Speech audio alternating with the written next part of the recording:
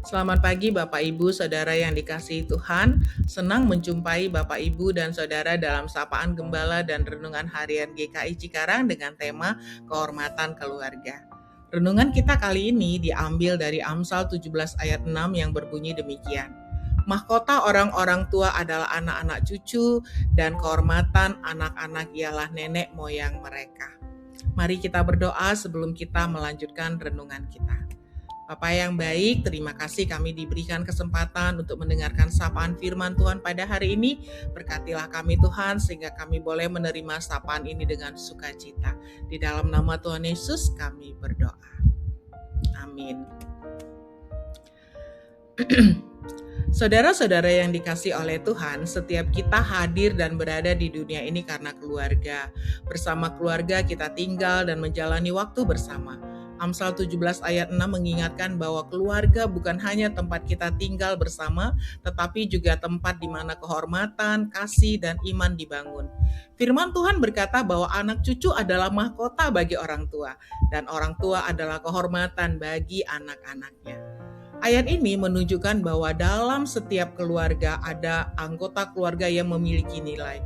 Orang tua, anak, kakak, nenek, kakek, semuanya memiliki tempat yang penting. Anggota keluarga tidak boleh ada yang direndahkan atau tidak dihargai.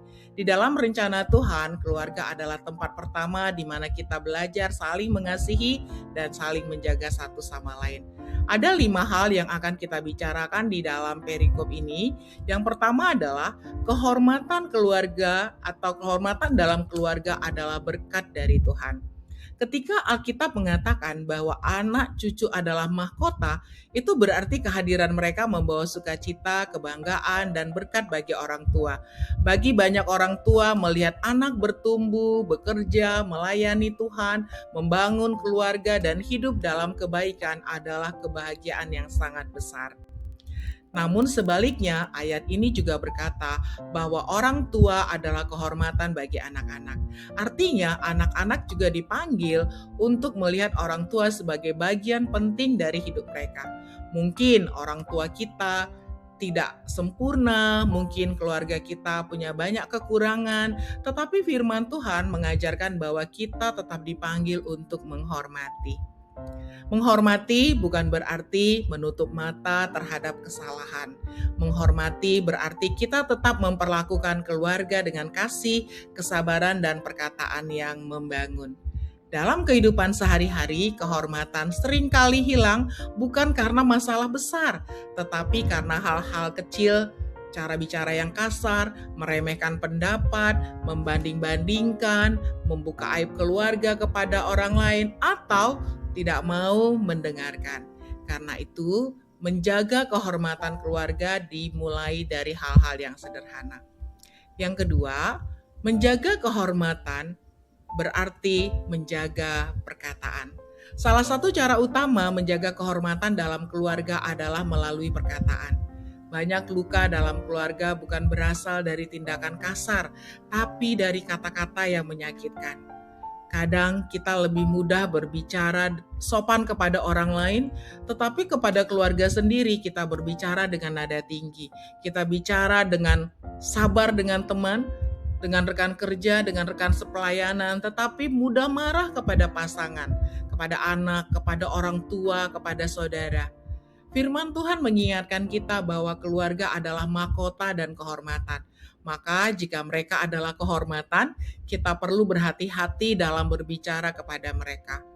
Perkataan orang tua kepada anak dapat membangun keberanian, tapi dapat juga menghancurkan kepercayaan diri. Perkataan anak kepada orang tua dapat membawa sukacita, tapi juga dapat melukai hati. Perkataan suami kepada istri, kepada kakak, kepada adik, semuanya itu memiliki kuasa. Menjaga kehormatan keluarga berarti kita memilih kata-kata yang tidak mempermalukan, tidak merendahkan, dan tidak menghancurkan. Bahkan ketika kita menegur, tegurlah dengan kasih. Bahkan ketika kita berbeda pendapat, bicaralah dengan hormat. Yang ketiga, menjaga kehormatan berarti tidak membuka aib keluarga sembarangan. Setiap keluarga pasti memiliki kelemahan. Tidak ada keluarga yang sempurna. Ada konflik, perbedaan karakter, kesalahan masa lalu, dan pergumulan masing-masing. Namun, menjaga kehormatan berarti kita tidak sembarangan membuka aib keluarga, apalagi dengan tujuan mempermalukan. Bukan berarti kita tidak boleh mencari pertolongan. Kalau ada masalah serius, tentu kita perlu mencari nasihat, konseling, atau bantuan yang benar. Tetapi berbeda antara mencari pertolongan dengan menyebarkan kelemahan keluarga kepada banyak orang. Keluarga yang saling menjaga bukan berarti tidak pernah punya masalah, tetapi mereka belajar menyelesaikan masalah dengan kasih dan kedewasaan. Mereka tidak saling menjatuhkan di depan orang lain. Mereka tidak memakai kelemahan anggota keluarga sebagai bahan cerita atau candaan. Yang keempat, menjaga kehormatan berarti menghargai setiap generasi. Amsal 17 ayat 6 juga berbicara tentang hubungan antar generasi. Ada orang tua, ada anak, ada cucu, ada nenek moyang. Artinya, Tuhan memperhatikan hubungan antara generasi yang berbeda. Generasi yang lebih tua dipanggil untuk memberi teladan, bukan hanya menuntut dihormati. Kehormatan juga dibangun melalui hidup yang dapat menjadi contoh dalam iman, dalam kesabaran, kejujuran, dan juga kasih. Generasi yang lebih muda dipanggil untuk menghargai pengorbanan dan pengalaman orang tua. Mungkin cara berpikir orang tua tidak selalu sama dengan anak muda. Mungkin cara mereka bicara, bekerja, atau mengambil keputusan sangat berbeda. Tetapi di balik itu ada pengalaman hidup yang panjang, perjuangan dan kasih yang seringkali tidak selalu diungkapkan dengan kata-kata. Jadi kalau keluarga mau menjadi kuat, maka ketika yang tua tidak merendahkan dan yang muda tidak meremehkan yang tua, hubungan antara dua generasi ini akan kuat. Yang tua membimbing dengan kasih, yang muda mendengarkan dengan hormat. Yang tua memberi ruang, yang muda memberi penghargaan. Yang kelima dan yang terakhir, keluarga yang saling menghormati menjadi kesaksian bagi Tuhan. Saudara-saudari yang dikasihi Tuhan, di dalam kehidupan kita sehari-hari, dunia sering mengajarkan kita untuk menuntut dihargai. Tetapi firman Tuhan mengajarkan kita untuk lebih dahulu menghormati. Ketika keluarga Kristen hidup dalam saling menghormati, itu menjadi kesaksian yang indah.